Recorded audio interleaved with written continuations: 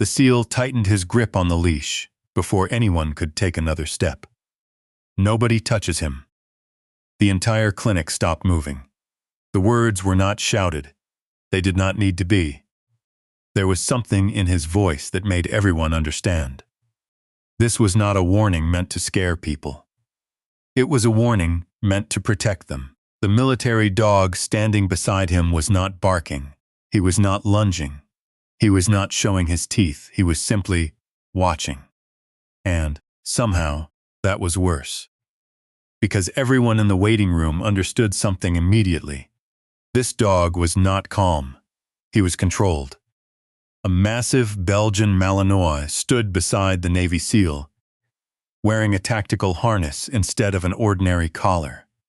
His fur carried the signs of years of service. A small scar crossed the side of his muzzle. Another disappeared beneath his shoulder. His eyes moved from person to person, not like a frightened animal. Like a soldier checking a room, the receptionist slowly lowered the clipboard in her hand. A woman holding a small puppy pulled her chair backward. Even Dr. Evelyn Carter, the senior veterinarian at North Valley Animal Trauma Center, stopped walking. She had treated thousands of animals. Terrified animals. Animals that had been abandoned, abused, and neglected. But this was different. This dog had discipline, experience, history. The Navy SEAL looked around the room. "His name is Atlas." Nobody spoke. "He is a retired military working dog." He looked at everyone carefully.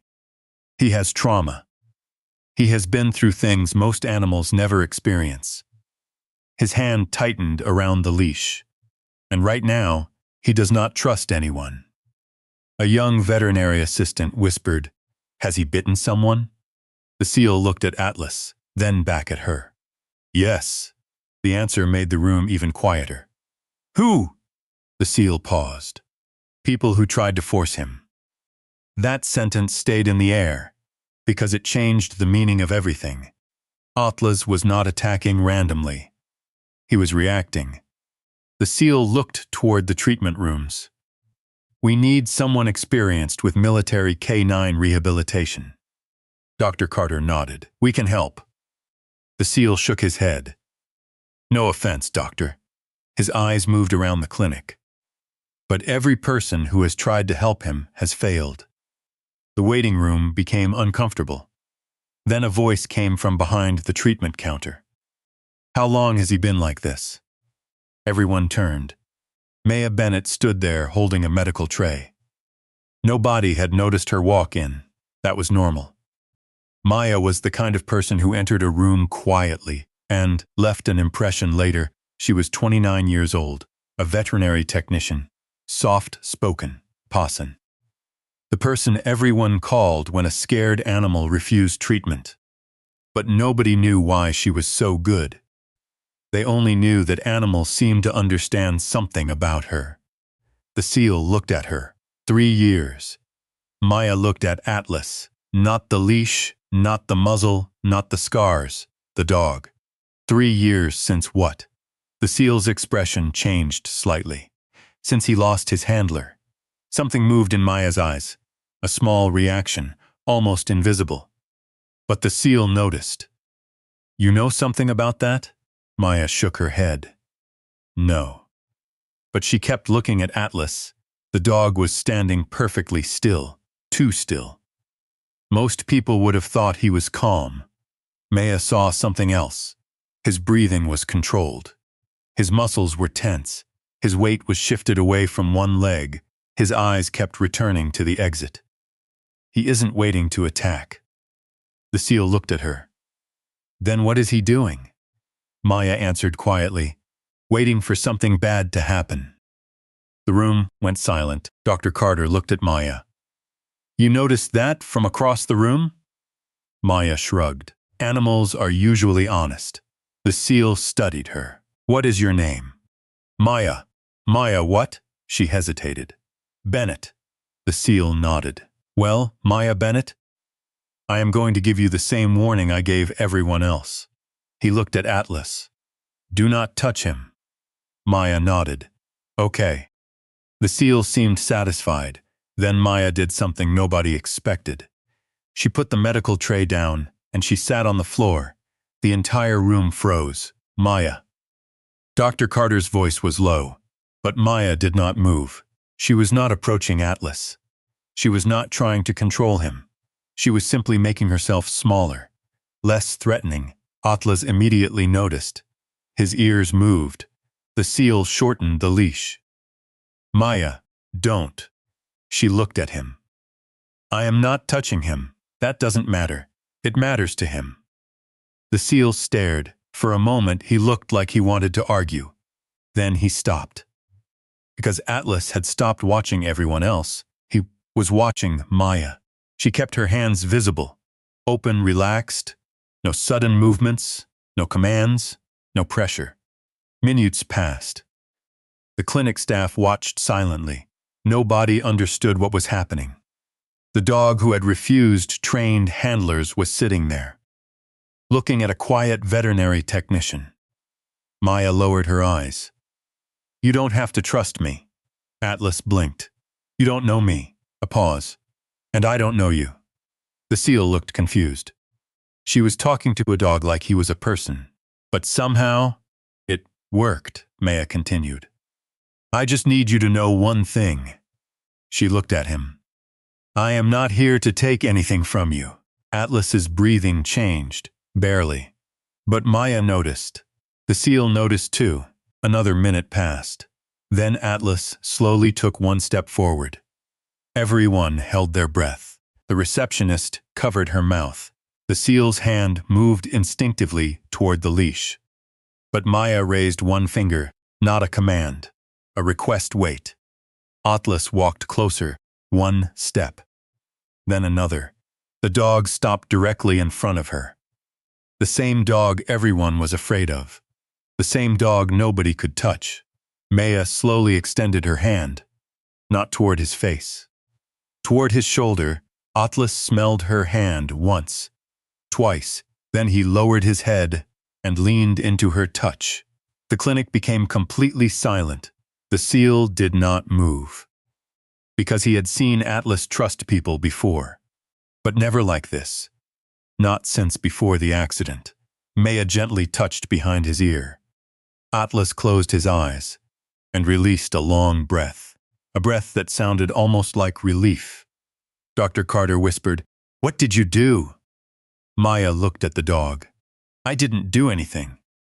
The seal stared at her. That's impossible. Maya looked up. No. She looked back at Atlas. It's just that everyone keeps asking what is wrong with him. A pause. Nobody asks what happened to him.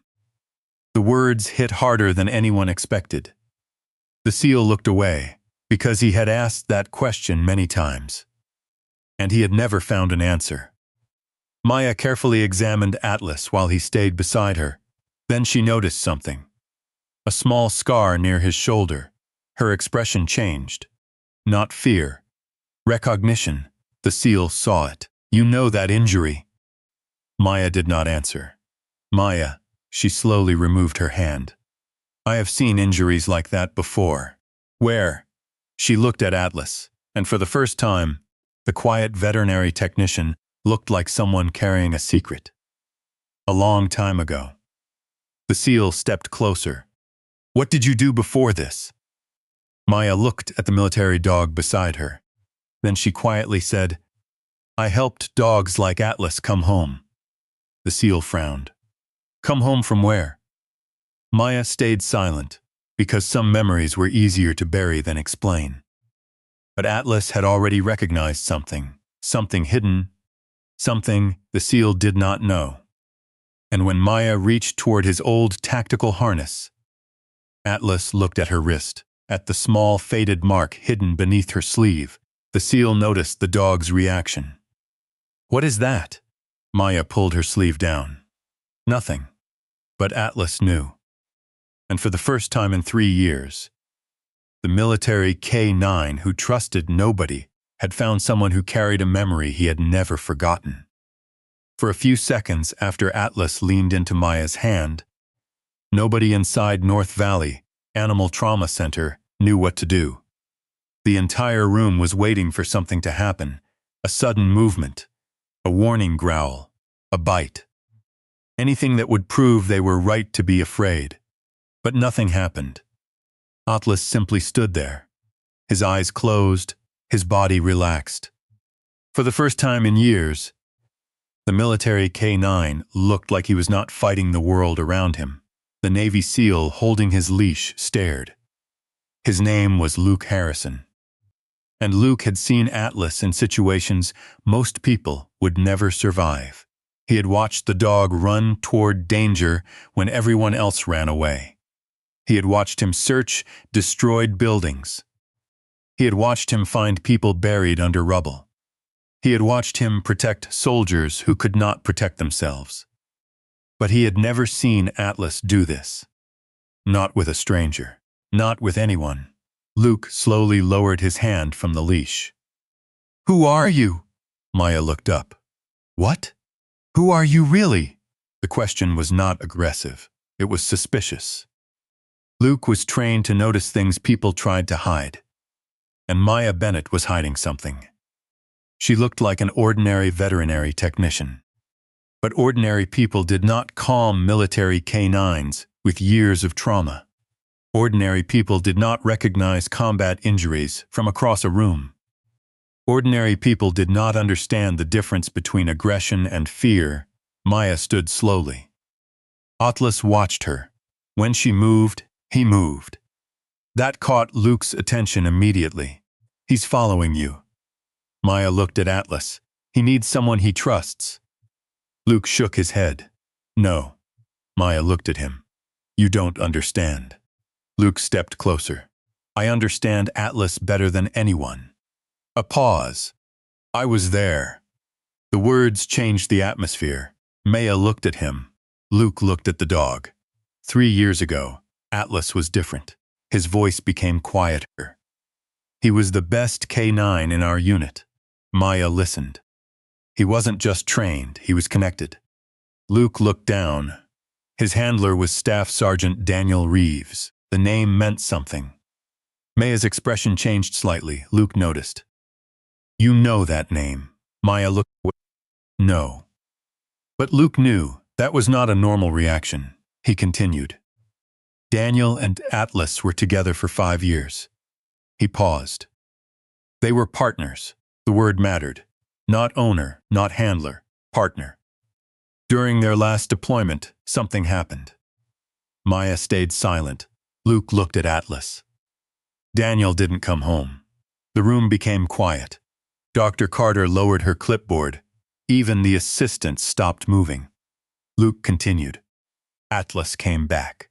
A pause, but he was never the same. Maya looked at the dog. Now she understood. Atlas was not only carrying pain, he was carrying loss. "What happened after?" she asked.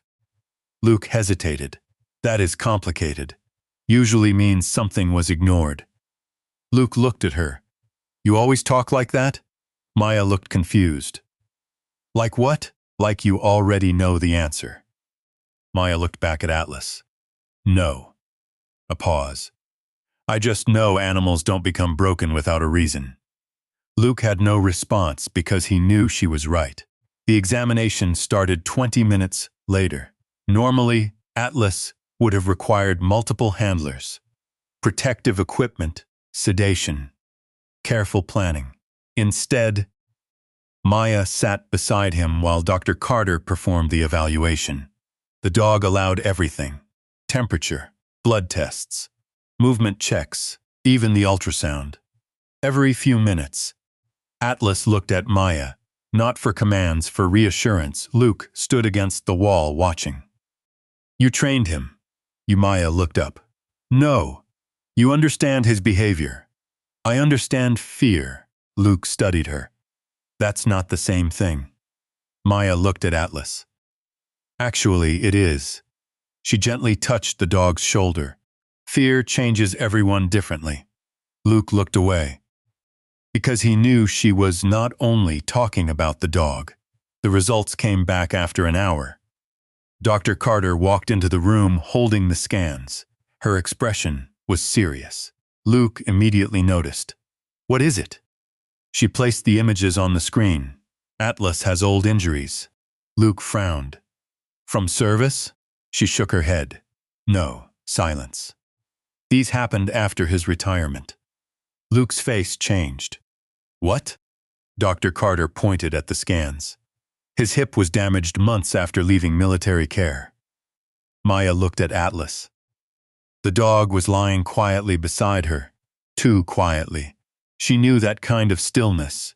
Animals learned to hide pain when showing it was dangerous. Luke stepped closer. "Are you saying someone hurt him?" Dr. Carter answered carefully. "I'm saying someone failed him." Those words were worse because Luke understood. Military canines were trusted with human lives. Their care was supposed to be handled with respect. Maya looked at Luke. "Who had him after retirement?" Luke hesitated. "His transition trainer." "Who?" Luke looked uncomfortable. "Marcus Vale." The name meant nothing to Dr. Carter, but Maya reacted just slightly. "Egan." Luke noticed. "You know him, too."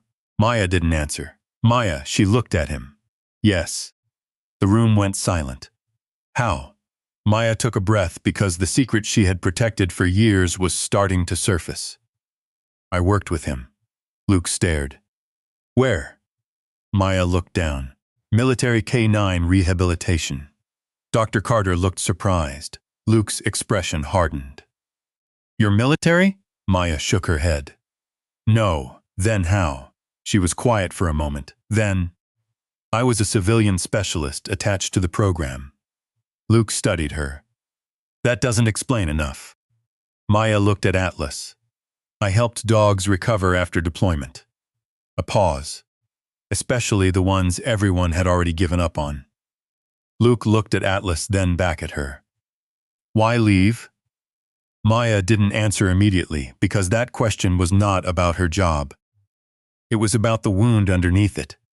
Finally, she said, "Because sometimes saving something doesn't mean you get to keep it." Nobody spoke. Luke understood there was a story there. A painful one, but he did not push, not yet. That evening, after the clinic closed, Maya stayed behind. She always did. Dr. Carter found her sitting outside Atlas's room. The dog was asleep. Actually asleep. Not the restless kind of sleep Luke had seen for years. Real sleep. Dr. Carter sat beside Maya. "You miss them." Maya looked surprised. "Who?" "The dogs." Maya looked through the window. "Some of them." Dr. Carter waited. Maya finally spoke. "I worked with a canine named Ranger." Her voice became softer. "He was like Atlas." Dr. Carter listened. Everyone thought Ranger was dangerous. A pause. "But he wasn't." She looked at Atlas. "He was scared." "What happened?" Maya looked down. "He saved people during a mission." A small smile appeared. "He always did." Then the smile disappeared. "But when he came back, everyone only saw what was wrong." Dr. Carter understood. "They wanted him removed?" Maya nodded. "I fought for him." "Did you win?" Maya looked away. "No." The silence explained everything. "I couldn't save him." Dr. Carter looked at Atlas. "And now you think you have another chance?" Maya did not answer, because that was exactly the truth. The next morning, Luke returned. But he was not alone. A military officer entered the clinic carrying a folder. Maya immediately recognized him. Her expression changed. The officer looked at her. "I was wondering when I would see you again." Luke looked between them. "You know her?" The officer nodded. Everyone in K9 rehabilitation knew Maya Bennett. Luke frowned. "Who was she?" The officer looked at Maya, then answered, "She was the person we called when a military dog stopped trusting humans." Luke stared. The officer continued. "She was the last person who worked with Daniel Reeves and Atlas before the mission." The room froze. Luke turned toward Maya. "You knew Atlas before?" Maya looked at the dog. Atlas lifted his head.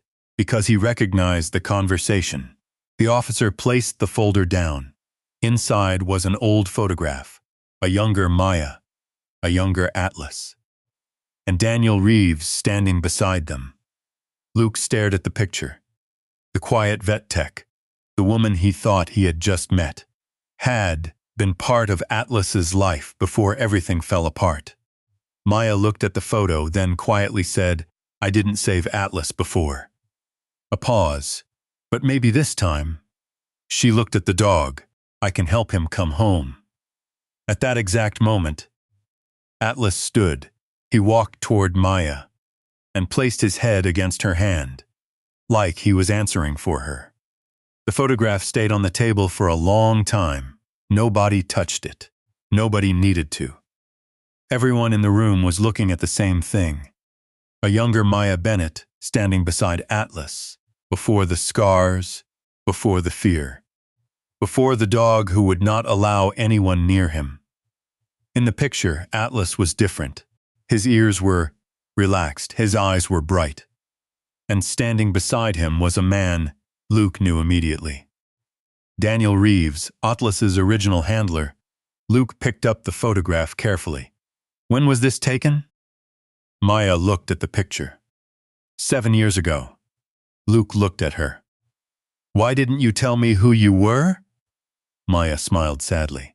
"Because nobody needed to know." The military officer standing beside them nodded. "That's always been Maya's problem." Luke looked at him. "What do you mean?" The officer looked at Maya. "She never wanted recognition." He pointed toward the photograph.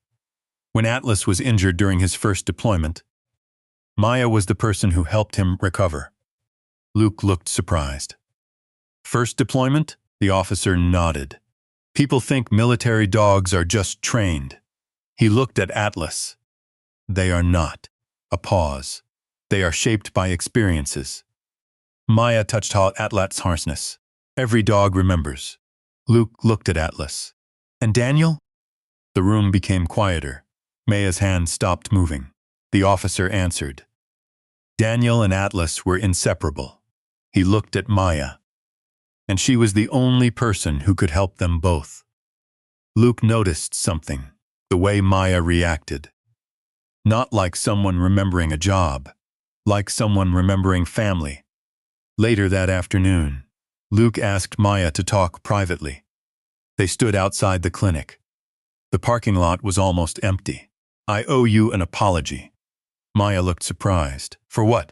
"I judged you." She looked away. "Most people do." Luke shook his head. "No." A pause. "I mean, I judged Atlas too." Maya looked at him. Luke continued. "When he changed, I thought he was becoming dangerous." He looked toward the building. "I spent months trying to fix him." Maya said nothing. Training him harder, controlling him more, making him act like the dog he used to be. His voice became quieter. "But I never asked why he changed." Maya looked at him. "And now?" Luke looked through the window at Atlas sleeping peacefully. "Now I think he was never broken." A pause. "He was grieving." Maya nodded. "Yes." Luke looked at her. "Like you." The words surprised her. For a moment, Maya said nothing, because nobody had ever said it before. She had spent years helping wounded animals, but nobody had asked about her own wounds. That evening, something unexpected happened. Atlas woke up suddenly. His breathing changed. His body became tense. Luke immediately stood. "What's happening?" Maya looked at the dog. She knew, not from sound, not from movement, from memory. "He remembers." Luke frowned. "Remembers what?" Maya looked toward T.